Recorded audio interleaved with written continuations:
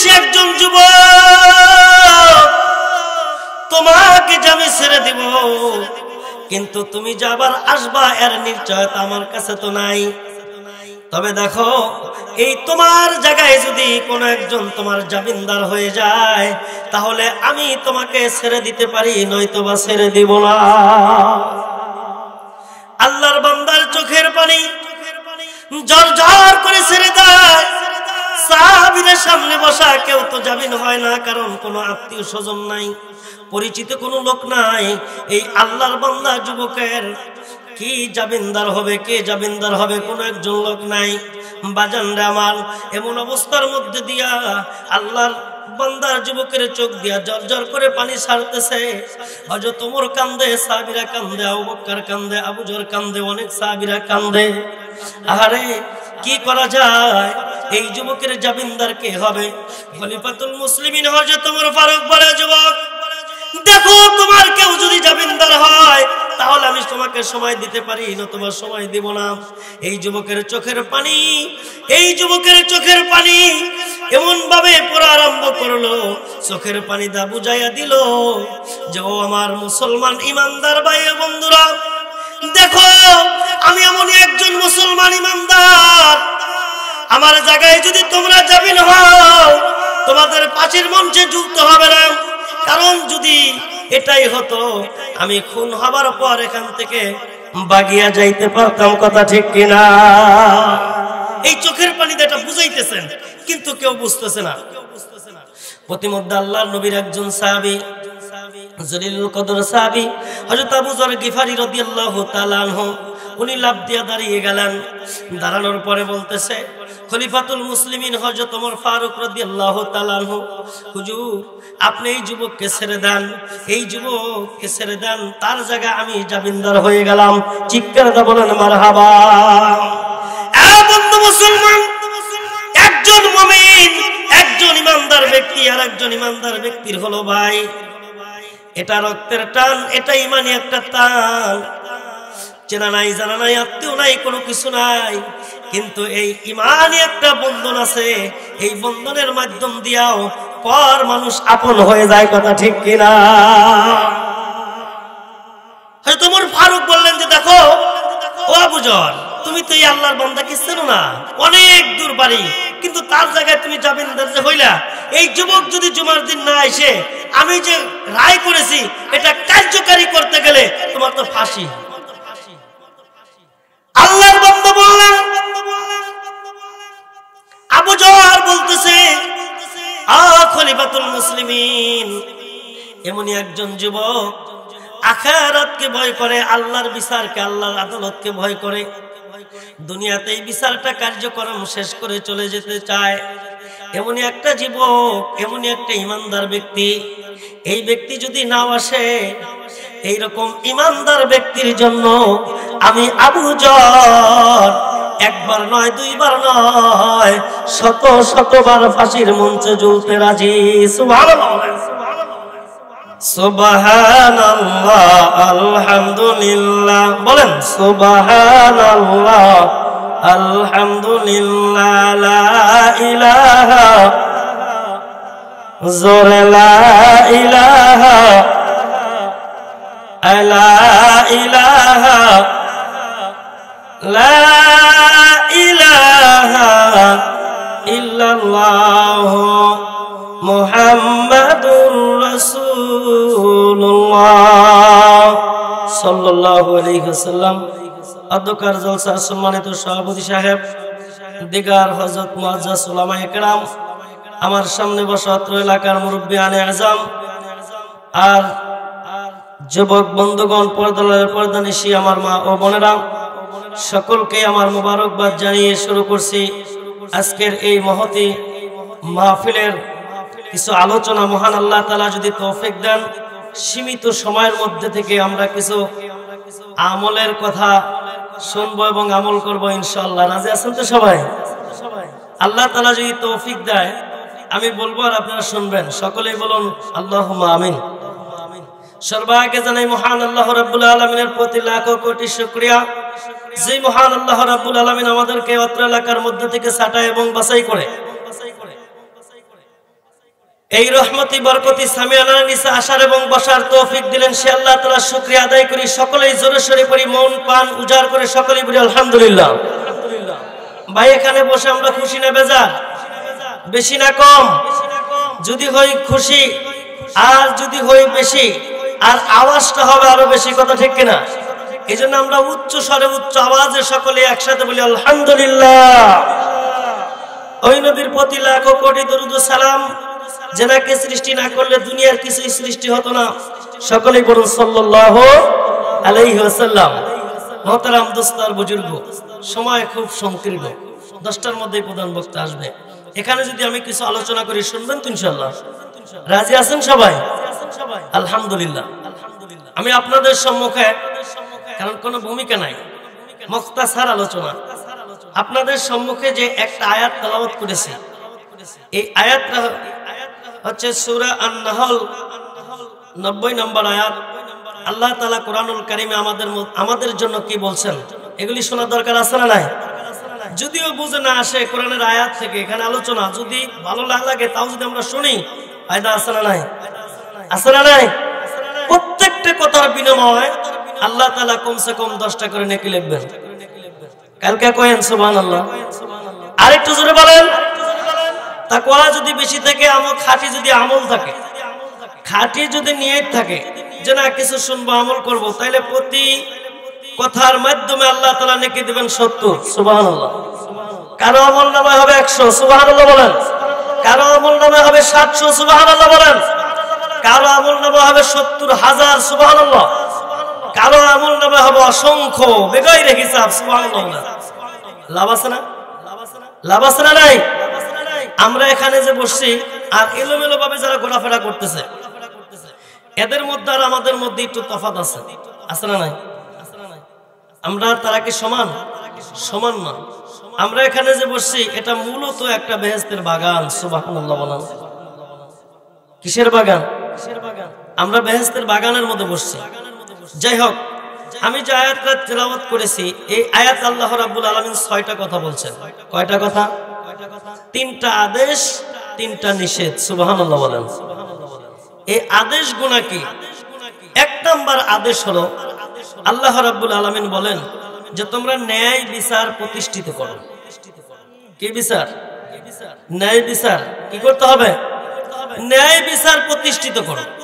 কারণ মুখতাসার সংক্ষেপ একদম কথা বলতেছি যে ন্যায় বিচার 3.5 হাত বডির মধ্যে আমাদের এই যে অঙ্গ প্রত্যঙ্গ গুলো আছে, এর মধ্যে একটা অঙ্গ আছে, এর নাম জিহ্বা। কি আছে? আছে না নাই? সকলেরই আছে। এই জিহ্বা এমন একটা মারাত্মক জিনিস, একটা অঙ্গ, মারাত্মক একটা অঙ্গ। পুরা শরীরের মধ্যে যতটা অঙ্গ প্রত্যঙ্গ আছে, এই অঙ্গ প্রত্যঙ্গ গুলা যতগুলা ক্ষতি এবং ভালোর কাজ করতে অক্ষম, এই জিহ্বাটা করে ফেলে। সুবহানাল্লাহ বলেন। সেটা কেমন করে? অন্যান্য অঙ্গের তুলনায় জিহ্বাটা একটা মহামূল্যবান জিনিস। কথা ঠিক কিনা? জিহ্বা ছাড়া কি কথা বলতে পারবেন? কথা বলতে পারবেন? পারবেন না। এই জন্য জিহ্বা দ্বারা এমনও একটা নেকি হয়, যেই নেকি মাধ্যমে আল্লাহ রাব্বুল আলামিন বেগাইরে হিসাব, বিনা হিসাবে জান্নাত দিয়ে দিবেন। আবার এই জিহ্বার দ্বারা এমনই মারাত্মক গুনাহ হয়, যেই গুনার কারণে জাহান্নাম ভোগ করতে হবে। নাউজুবিল্লাহ বলেন। ততরূপ ভাবে এই যে এই কোরআনুল কারীমের যে আয়াত, এই আয়াত আল্লাহর নবীর উপরে যখন নাজেল হলো, সামনে অনেকগুলা সাহাবী ছিল, আল্লাহ রাসূলের এই চেহারা মোবারক বিবর্ণ হয়ে গেল, গাইমা গেল। সাহাবীরা প্রশ্ন করলেন, হুজুর আপনি গামলেন কেন? ওখানে একজন ইহুদি ছিল, উনি কালেমা পড়ে মুসলমান হন নাই। তো উনি বলতেছে, হুজুর আপনি গামলেন কেন? বলতেছে, এই মুহূর্তের মধ্যে আমার কাছে একটা আয়াত নাযিল হয়েছে, যেই আয়াতটা হলো এই আয়াত। উনি হুজুর তেলাওয়াত করলেন। তেলাওয়াত করার সাথে সাথে ওই কাফের বুঝে ফেলে সঙ্গে সঙ্গে আল্লাহ রাসূলের প্রতি ঈমান আনলেন। সুবহানাল্লাহ বলেন। বন্ধু মুসলমান, এই আয়াতের মধ্যে একটা ছোট্ট একটা শব্দ আছে, আদল। এই আদল শব্দের অর্থ হলো ন্যায় বিচার প্রতিষ্ঠিত করা।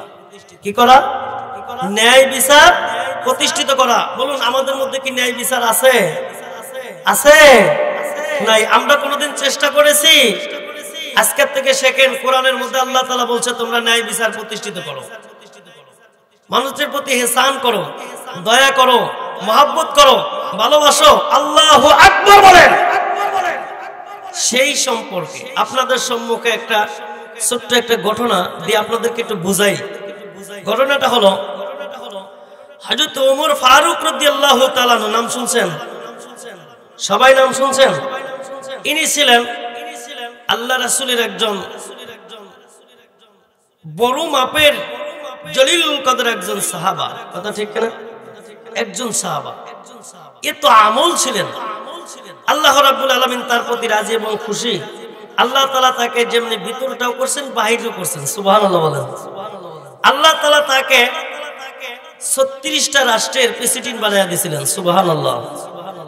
এই 36টা রাষ্ট্রের যে প্রেসিডেন্ট বানাইছিলেন, উনি যে বিচার কাজগুলা করেছে ওরকম ন্যায় প্রতিষ্ঠাতা কি অন্য কোন সরকার কোন প্রেসিডেন্ট করেছে? কথা বলুন। যাদের 100 বছর 80 বছর 90 বছর বয়স হয়েছে আপনারা বলুন, যারা ক্ষমতার মসনদে এসে বসেছে, এ পর্যন্ত কি কোনো একজন নেতা এই বাংলার জমিনে হোক তাম পৃথিবীর মধ্যে হোক একজন কি কোনোদিন ন্যায় বিচারের জন্য চেষ্টা করেছে? চেষ্টা করেছে? অথচ তারা ক্ষমতার মসনদে বসে কি বসে নাই? তারা বসেছে তাদের উদ্দেশ্য অন্য। কথা ঠিক কিনা? উদ্দেশ্য অন্য। আর আল্লাহ রাসূলের হাত ধরে তার সাহাবত নেওয়ার কারণে কালেমা পড়ে মুসলমান হওয়ার পরে হযরত খলিফাতুল মুসলিমিন হযরত ওমর ফারুক রাদিয়াল্লাহু তাআলা উনি দুনিয়ার জমিনের মধ্যে নিজ ন্যায় বিচার প্রতিষ্ঠা করে গেছেন। কথা ঠিক কিনা? ন্যায় বিচার প্রতিষ্ঠা করে গেছেন। উনি শুধু মুসলমানের উপরেই করেছেন নাকি এই ইহুদি বৌদ্ধ নাসারা তাদের প্রতি করেছেন? তাদের প্রতিও করেছেন। একটা কথা শোনেন, এক ইহুদি আর এক মুসলমান পাশাপাশি খেতে রায় ওবা আঙ্গরে আছে না নাই? আছে না নাই?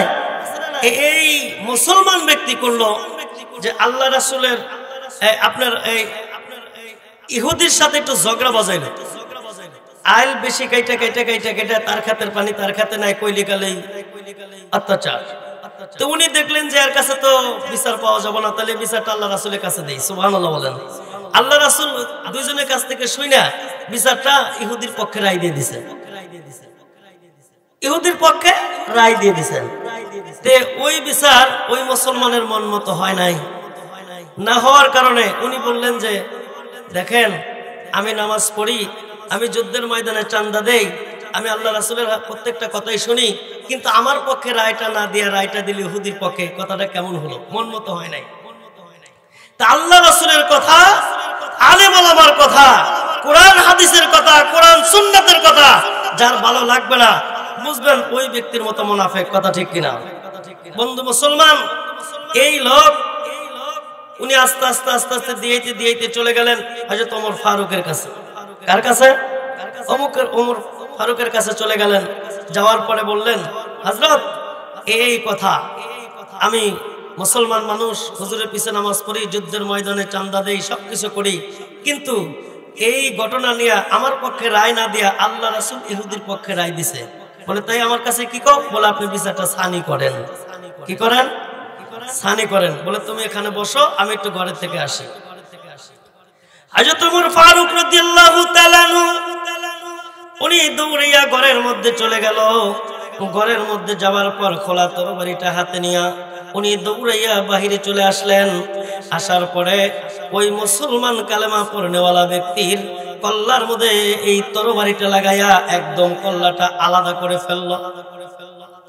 ইহুদি আশ্চর্য হয়ে গেল। আল্লাহ রাসূল বিচার করলো, আমার পক্ষে রায় দিল, কিন্তু বিচার তার ভালো লাগলো না।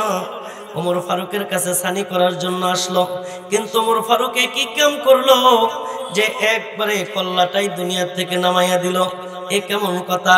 হযরত ওমর ফারুক বললেন, ভাই ইহুদি রে, যেই ব্যক্তি কালেমা পড়ে মুসলমান হয়েছে কিন্তু আল্লাহর হাবিবের রায় ওনার গ্রহণযোগ্য হয় নাই, এই দুনিয়ার মধ্যে ওই নামদারি মুসলমানের বাইসা থাকা লাভ নাই, কারণ উনি হলো মুনাফিক।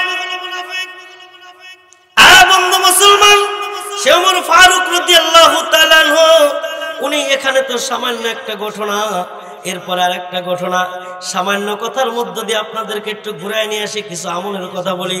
এই আমলগুলো আমাদের মধ্যে যদি থাকে, আল্লাহ রাব্বুল আলামিন সামনে লাইলাতুল মুবারক রাত আসতেছে, কথা ঠিক কিনা?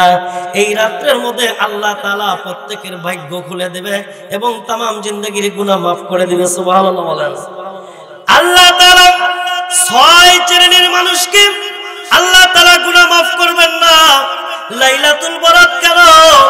ওই মক্কা শরীফের মধ্যে যায় যদি ওনারা ওখানে গিয়াও যদি কাবা শরীফের গিলাফ ধরে বারবার আল্লাহর কাছে মাফ চায়, আল্লাহ তাআলা এই শ্রেণীর লোকগুলোকে মাফ করবে না। নাউজুবিল্লাহ বলেন।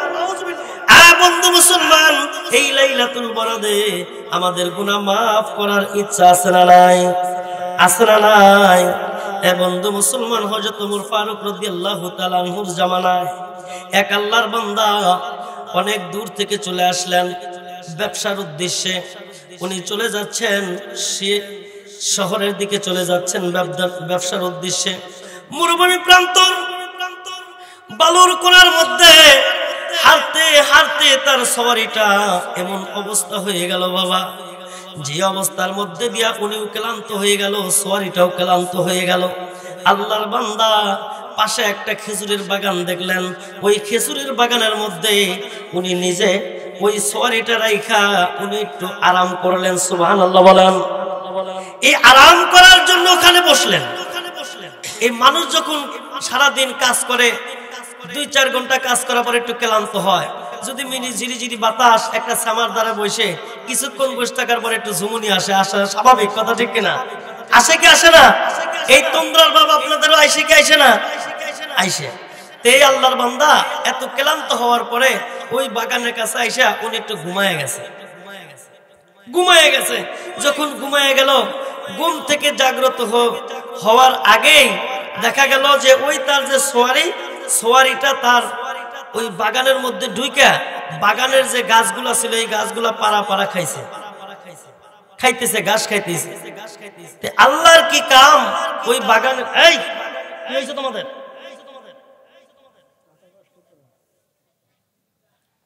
ওই বাগানের মালিক একটা বৃদ্ধ। এই বৃদ্ধ ওই টাইমে আল্লাহর লীলাখিলা দেখেন, রোদ্রের টাইমে উনি গেলেন যে একটু বাগানটা দেখে আসে। বাগানটা দেখে দেখবার যায়, দেখে যে সর্বনাশ, নতুন চারা লাগাইছি, এতগুলা চারা, এই চারাগুলা এই একটা সোয়ারি এটা এই খাইছে পাড়াইয়া একবারে পুরা বাগান নষ্ট করে আলাদা। আল্লাহর বান্দা এই কাণ্ড দেখে তাকে আর সহ্য করতে পারলেন না। ওই সোয়ারিটাকে তাড়ানোর জন্য বিশাল বড় একটা পাথর নিল। এই পাথরটা নিয়ে ওনাকে তাড়ানোর জন্য, সোয়ারিটা তাড়ানোর জন্য একটু দূরে থেকে পাথরটা নিক্ষেপ করলো। পাথরটা নিক্ষেপ যখন করলো, ওই পাথরটা ওই ঘোড়ার উপরে সোয়ারির মাথায় বেজাগায় লাগলো, লাগে জমিনের মধ্যে পড়ে গেল।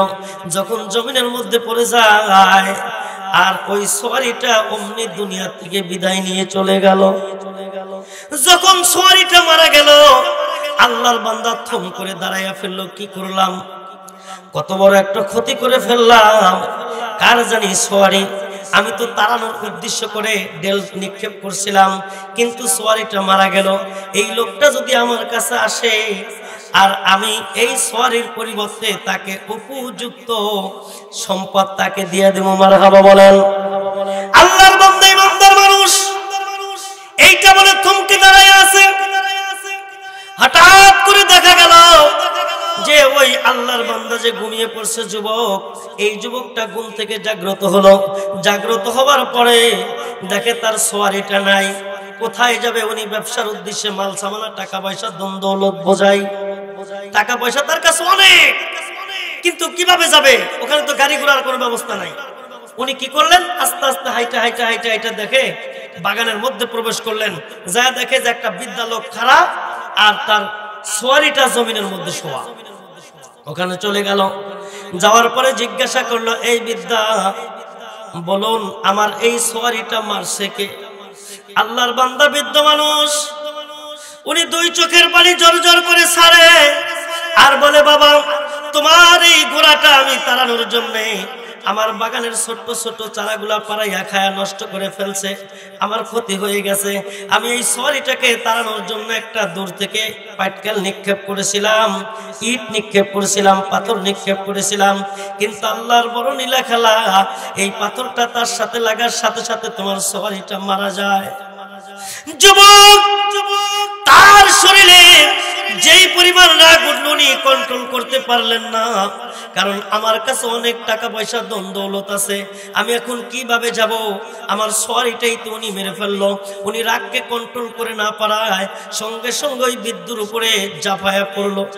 যখন জাপায়া পড়লো, আল্লাহ রাব্বুল আলামিন কি করলেন বাজান, ওই বিদ্যুৎ যখন জমিনের মধ্যে পড়ে যায়, বিদ্যুৎটাও দুনিয়ার থেকে বিদায় নিয়ে যায়।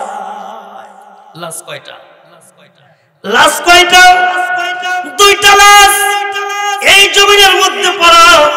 আর যুবক ওখানে দাঁড়াইয়া আবার বলতেছে, মানুষ যখন একটা ভুল করে, করেই ফেলে, রাগের মাথায় করে, কিন্তু পরে ওটা একটু অনুভব করে, কথা ঠিক কিনা?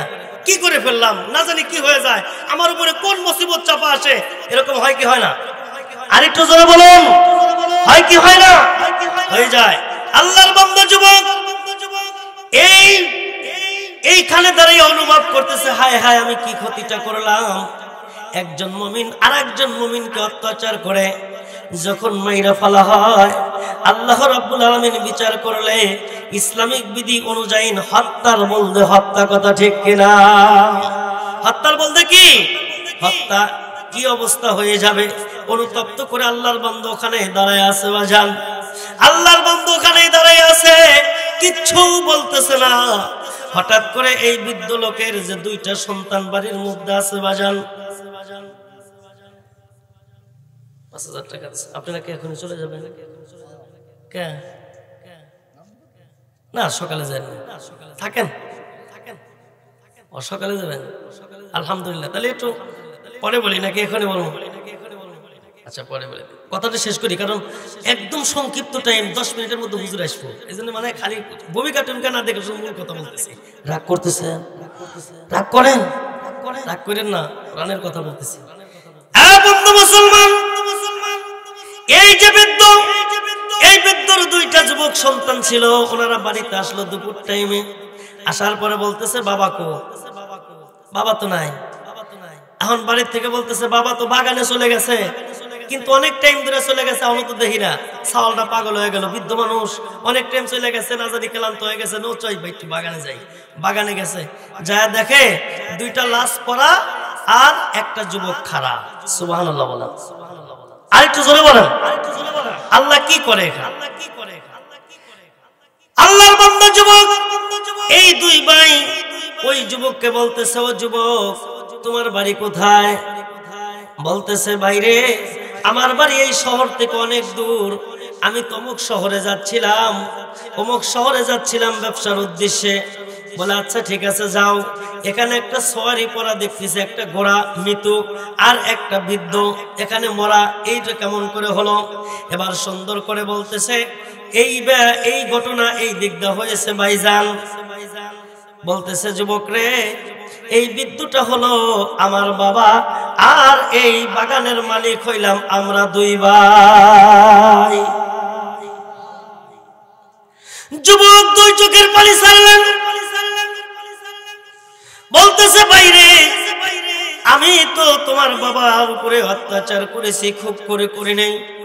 বৃদ্ধ মানুষ সহ্য করতে পারে নাই, ওই লোকটা দুনিয়া থেকে বিদায় নিয়ে চলে গেছে, আমি তোমাদের কাছে আত্মসমর্পণ করলাম।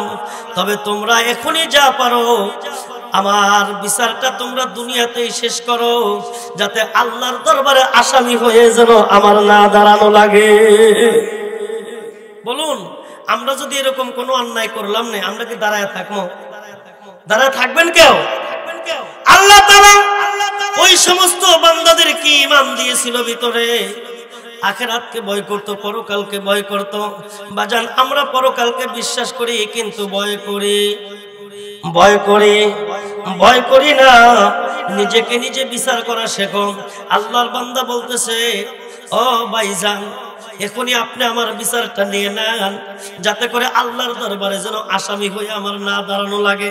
বাজানরা আমার, এই যুবকরা বলতেছে তাহলে একটু চলেন, হযরত ওমর ফারুক রাদিয়াল্লাহু তাআলা আনহুর জামানা, আমরা খলিফাতুল মুসলিমিনের কাছে বিচার দেব, উনি যেই বিচার করে আমরা সেই বিচার মাইনা নেব। সুবহানাল্লাহ। আল্লাহর বান্দা আস্তে আস্তে চলে গেল। যাওয়ার পরে হযরত ওমর ফারুকের কাছে বিচার দিলেন। বিচার দেওয়ার পরে বলতেছে আচ্ছা ঠিক আছে, সব কিছু শুনলো। শোনার পরে বলতেছে যে আপনার বিচার হবে, এই বিচার হবে ওই লোকার রায় দিলেন যে আগামী জুমার দিন তোমার হত্যার বলদি হত্যা, তুমি যেহেতু বৃদ্ধকে হত্যা করেছো, আগামী শুক্রবারে জুমার দিন জুমার নামাজের পরে তোমাকে ফাঁসি দেব। তোমাকে কি দেবো? ফাঁসি দেবো।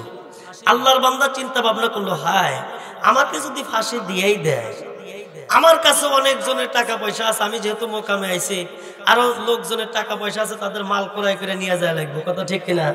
নিয়ে যাওয়া লাগবে, তাইলে তো এখানে তো নয় বিচারেরও কার্যক্রম হয়ে গেল, কিন্তু অন্যের সম্পদ আমার কাছে আছে, এইগুলি নিয়ে আবার ফেরা আল্লাহর দরবার ফেরা আসামি হওয়া লাগবে, কথা ঠিক কিনা? বলতেছে যুবক ডেকে বলতেছে, ওই যুবক ওখানে দুটো বসা।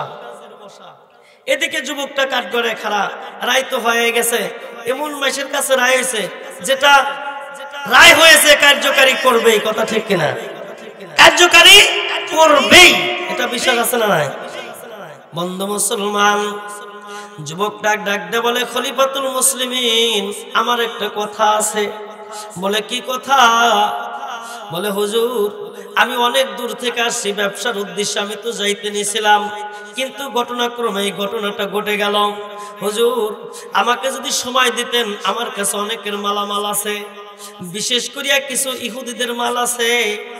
আরে এই অবস্থায় যদি আমি মারা যাই, আমার একটা বৃদ্ধ মা আছে, আমার মা, আমার এই খবরটা যখন তার কাছে পৌঁছিবে, উনি কান্না করতে করতে অন্ধ হয়ে মারা যাবে।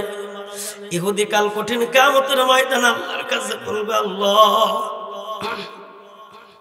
মালিক, তুমি যাদেরকে তোমার উপর ঈমান আনার কথা বলছিলে, তো ঈমান আনছিল ঠিকই, কিন্তু দেখো মুহাম্মাদের হাত ধরে কালেমা পড়ে মুসলমান হওয়ার পরে মুসলমান দাবি করেছে, কিন্তু আমরা ইহুদি তোমাকে মানি নাই, আমাদের সম্পদ তারা আত্মসাৎ করেছে, বিচার করো।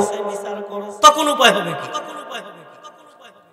হুজুর আমাকে যদি সময় দিতেন, মাঝে 3 দিন সময় আছে, আমি এই 3 দিনের মধ্যে বাড়ির থেকে মাইশের মাল বুঝাইয়া দিয়া, মাইশের টাকা পয়সা বুঝিয়ে দিয়ে, আমার মার কাছ থেকে বিদায় নিয়ে হুজুর আমি আবার আপনার কাঠগড়ায় এসে দাঁড়াবো। এটা কি সম্ভব? একজন ফাঁসির আসামি, ওনাকে যদি ছাইরা দেয়, আবার এসে ওই জায়গায় দাঁড়াবে, এটা কি বিশ্বাস হয়? বিশ্বাস হয়? হযরত ওমর ফারুক বললেন, যুবক তুমি তো বিনদেশী একজন যুবক, তোমাকে যে আমি ছেড়ে দিব, কিন্তু তুমি যে আবার আসবা এর নিশ্চয়তা আমার কাছে তো নাই।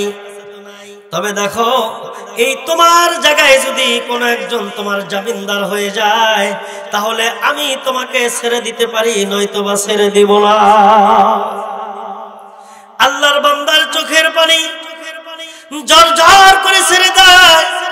সাহাবীদের সামনে বসা কেউ তো জামিন হয় না, কারণ কোনো আত্মীয় স্বজন নাই, পরিচিত কোনো লোক নাই। এই আল্লাহর বান্দা যুবকের কি জামিনদার হবে, কে জামিনদার হবে, কোনো একজন লোক নাই। বাজানরা আমার, এমন অবস্থার মধ্যে দিয়া আল্লাহর বান্দার যুবকের চোখ দিয়া ঝরঝর করে পানি ছাড়তেছে। হযরত ওমর কান্দে, সাহাবীরা কান্দে, আবু বকর কান্দে, আবু যর কান্দে, অনেক সাহাবীরা কান্দে। আরে কি করা যায়? এই যুবকের জামিনদার কে হবে? খলিফাতুল মুসলিমিন হযরত ওমর ফারুক বলে, যুবক দেখো, তোমার কেউ যদি জামিনদার হয়, তাহলে আমি তোমাকে সময় দিতে পারি, নতুবা সময় দিব না। এই যুবকের চোখের পানি, এই যুবকের চোখের পানি এমন ভাবে পড়া আরম্ভ করলো, চোখের পানি দা বুঝাইয়া দিল যে, ও আমার মুসলমান ইমানদার ভাই ও বন্ধুরা, দেখো আমি এমনই একজন মুসলমান ইমানদার, আমার জায়গায় যদি তোমরা জামিন হও, তোমাদের ফাঁসির মঞ্চে ঝুলতে হবে না, কারণ যদি এটাই হতো, আমি খুন হবার পর এখান থেকে বাগিয়া যাইতে পারতাম। কথা ঠিক কিনা? এই চোখের পানিতে এটা বুঝাইতেছেন, কিন্তু কেউ বুঝতেছে না। প্রতিমধ্যে আল্লাহর নবীর একজন সাহাবী, জলিলুল কদর সাহাবী হযরত আবু যর গিফারী রাদিয়াল্লাহু তাআলা আনহু, উনি লাফ দিয়ে দাঁড়িয়ে গেলেন। দাঁড়ানোর পরে বলতেছে, খলিফাতুল মুসলিমিন হযরত ওমর ফারুক রাদিয়াল্লাহু তাআলা আনহু, হুজুর আপনি এই যুবককে ছেড়ে দেন, এই যুবককে ছেড়ে দেন, তার জায়গায় আমি জামিনদার হয়ে গেলাম। চিৎকার দিয়ে বলেন মারহাবা। বন্ধু মুসলমান, একজন মুমিন, একজন ইমানদার ব্যক্তি আর একজন ইমানদার ব্যক্তির হলো ভাই, এটা রক্তের টান, এটা ইমানি একটা টান। চেনা নাই, জানা নাই, আত্মীয় নাই, কোনো কিছু নাই, কিন্তু এই ইমানি একটা বন্ধন আছে। এই বন্ধনের মাধ্যম দিয়াও পর মানুষ আপন হয়ে যায়। কথা ঠিক কিনা? হয়তো ওমর ফারুক বললেন যে দেখো ও আবু যর, তুমি তো এই আল্লাহর বান্দাকে চেনো না, অনেক দূর বাড়ি, কিন্তু তার জায়গায় তুমি জামিনদার যে হইলা, এই যুবক যদি জুমার দিন না এসে আমি যে রায় করেছি এটা কার্যকারী করতে গেলে তোমার তো ফাঁসি। আল্লাহর বান্দা বললেন, আবু যর বলতেছে, খলিফাতুল মুসলিমিন এমনই একজন যুবক আখিরাতকে ভয় করে, আল্লাহর বিচারকে, আল্লাহর আদালতকে ভয় করে, দুনিয়াতে এই বিচারটা কার্যক্রম শেষ করে চলে যেতে চায়। এমনই একটা যুবক, এমনই একটা ইমানদার ব্যক্তি, এই ব্যক্তি যদি নাও আসে, এইরকম ইমানদার ব্যক্তির জন্য আমি আবু যর একবার নয়, দুইবার নয়, শত শতবার ফাঁসির মঞ্চে ঝুলতে রাজি। সুবহানাল্লাহ। রায় হয়ে গেল। হযরত ওমর ফারুক রাদিয়াল্লাহু তাআলা বললেন, আচ্ছা ঠিক আছে, জুমার দিন পর্যন্ত সময় দিলাম, যুবক তুমি চলে যাও। যুবক দ্রুত চলে গেল। চলে যাবার পরে এবার মুলতবি করলেন তার সমাবেশ। শুক্রবারের দিন, জুমার দিন উনি চলে গেল। রাস্তাটাও কম রাস্তা, শোনেন, 1.5 দিন লাগবো জাতি আর 1.5 দিন আসতি, মাঝখানে কোনো সময় নাই। আছে শুক্রবারের আছেই 3 দিন, তা যাওয়া আসাই শেষ। আল্লাহর বান্দা চললেন একটা সোয়ারি নিয়ে। চলার পরে বাড়িতে চলে গেলেন। যাওয়ার পরে ইহুদিদের মাল, অন্য জনের যে টাকা পয়সা, দৌলত অলংকার ছিল, ওগুলি সবাইকে বুঝা দিল। বুঝা দেওয়ার পরে উনি জনম দুঃখিনী মায়ের কাছে চলে গেল। যেহেতু সময় নাই, চলে গেল। যাওয়ার পরে বলতেছে, মা তুমি আমাকে একটু মাথায় হাত দিয়ে দোয়া করে দাও। সুবহানাল্লাহ বলেন। মায়ের দোয়া কবুল হয় কি হয় না? হয় কি হয় না? মায়ের দোয়া এমনই একটা দোয়া। আল্লাহ তাআলা বলেন যে দেখো, এই দুনিয়ার মধ্যে প্রত্যেকটা ইমানদার ব্যক্তির জন্য আমি আল্লাহর হুকুম, আমি আল্লাহকে মানো, আমি আল্লাহর পরে আমি আল্লাহর হুকুম, তোমরা তোমার মা বাবার সেবা যত্ন করো। সুবহানাল্লাহ বলেন। এই মা বাবার সেবা যত্ন করা কার হুকুম? আল্লাহর হুকুম। প্রত্যেকটা সন্তানের জন্য ফরজ। সুবহানাল্লাহ বলেন। বন্ধু মুসলমান, জনম দুঃখিনী মায়ের কাছে গিয়ে বলতেছে, মা আমার মাথায় একটু হাত বুলা দোয়া করে। বলতেছে, মা গো, রাস্তার মধ্যে এই ঘটনা হয়েছে, আগামী শুক্রবারের দিন জুমার নামাজের পরে তোমার সন্তানের ফাঁসি। তোমার সন্তানের চেহারা আর তোমার দেখা হবে না, আমার চেহারা একটু দেখো, আর সন্তানের জন্য একটু দোয়া করে দাও। কাল কঠিন কিয়ামতের ময়দানে তোমার সন্তানের সাথে সাক্ষাৎ হবে কাল হাসরে। বলুন, একজন সন্তান এই কথা যখন মায়ের কাছে বলবে, মা কি ওই সন্তানকে ছেড়ে দিতে পারে? মা 2 চোখের পানি জড়জড় করে ছেড়ে দেয় আর জমিনের মধ্যে গড়াগড়ি করে।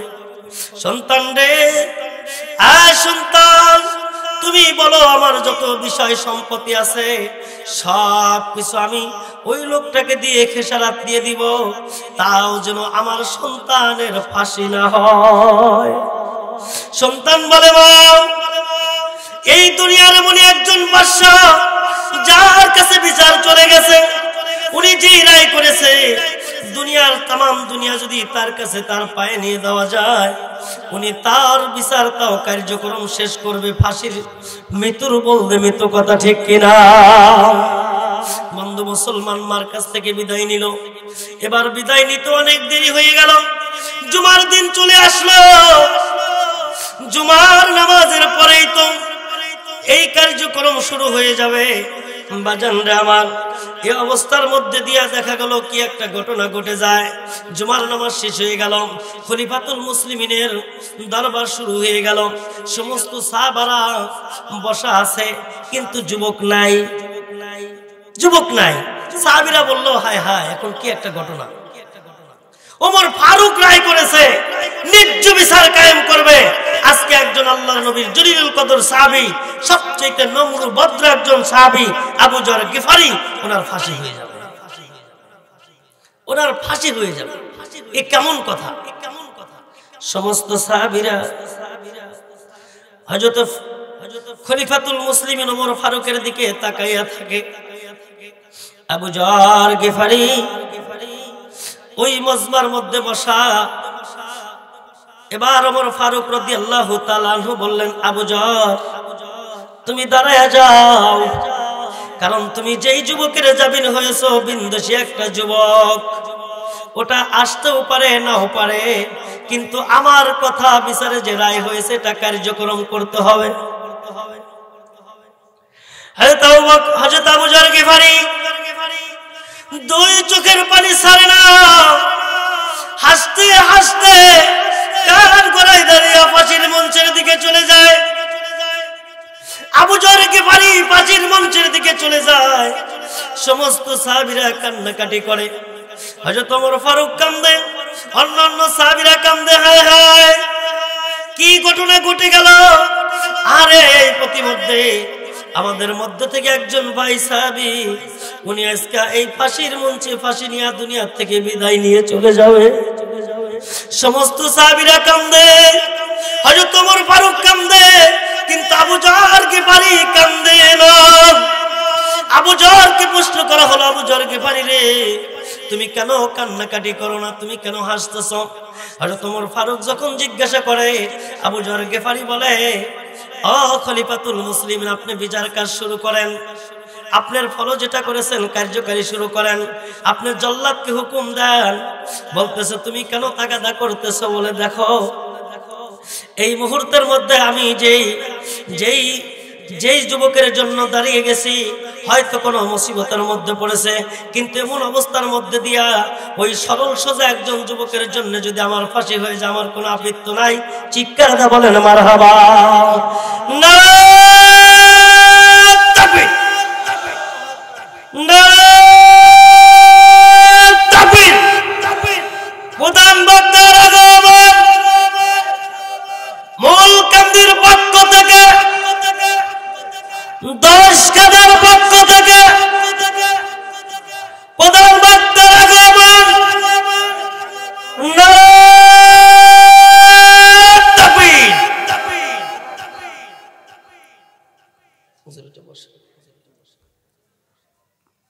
আমা তৌফিক ইল্লা বিল্লাহ। কথাটা আছে, আবু যর গিফারি ফাঁসির মঞ্চে দাঁড়ানো আছে, কিন্তু যুবক কি করতেছে এই কথাটা শেষ করতে পারলাম না, কারণ এত সময়ের মধ্যে কোরআনের আলোচনা হয় না। কারণ একটা কথা, একটা অক্ষরে অনেক কথা, একটা শব্দের মধ্যে অনেক কথা, অনেক বাক্য লিপিবদ্ধ আছে, অনেক কথাগুলো আছে। আল্লাহ তাআলা আমাকে যদি আবার কোনোদিন এরকম আপনাদের সম্মুখে কথা বলার সুযোগ দেন, বাকি কথা ইনশাল্লাহ হারবো। যেহেতু আমরা প্রত্যেক জুমায় আলোচনা হয়, পাশের সব জায়গায় হলো ইনশাল্লাহ। আমার জন্য দোয়া করবেন, আল্লাহ তাআলা যেন আপনাদের জন্য এবং আমার হেদায়েতের জন্য এই কোরআনের কথাগুলি প্রচার করার তৌফিক দেন। সকলে বলেন আমিন। দোয়া করবেন না আপনারা? আমি আপনাদের জন্য দোয়া করি, আপনারা কি আমার জন্য দোয়া করবেন না? প্রত্যেকটা আলেম ওলামার জন্য দোয়া করবেন, কারণ তারা নায়েবে রাসূল। কোন বলুন, কোন ইঞ্জিনিয়ার, কোন ডাক্তার, কোন প্রেসিডেন্ট, কোন এমপি, কোন মন্ত্রী, কোন নেতা, এরকম কোন হাদিস, এরকম কোন আপনার আয়াত নাই যে তাদের চেহারার দিকে তাকাইলে একটা গুনাহ মাফ হবে? আছে? নাই। কিন্তু আল্লাহ রাসূল বলছেন, এই দুনিয়ার মধ্যে আমার রেখে যাওয়া আমানত, আল উলামা ওয়ারাসাতুল আম্বিয়া, আমার ওয়ারিসগণ রেখে গেলাম, তাদের চেহারার দিকে যদি তোমরা সুনজরে তাকাও, তাহলে তোমরা ওই আলেমের দিকে তাকাও নাই, আমি রাসূলের দিকে তাকাইছো। সুবহানাল্লাহ বলেন। আল্লাহ তাআলা বিনিময় তার সগীরা গুনাহগুলো মাফ করে দিবে। সুবহানাল্লাহ বলেন। এগুলি হচ্ছে নায়েবে রাসূল। এদের জন্য আমরা দোয়া করি, এরা সারা বাংলা এই কোরআনের কথাগুলা মানুষের সামনে শোনায়, মানুষের হেদায়েতের উদ্দেশ্যে। আল্লাহ তাআলা যেন প্রত্যেকটা আলেমের এই দ্বীনি খেদমতগুলা কবুল করে নেন, আমিন বলেন। আমি আপনার জন্য দোয়া করি, আপনাদের জন্য দোয়া করি, আপনারাও দোয়া করবেন। আল্লাহ তাআলা আমাদের প্রত্যেককেই যেন কবুল করে নেন, সকলে বলেন আমিন। আমা তৌফিকে ইল্লা বিল্লাহ। আসসালামু আলাইকুম ওয়া রাহমাতুল্লাহি ওয়া বারাকাতুহু।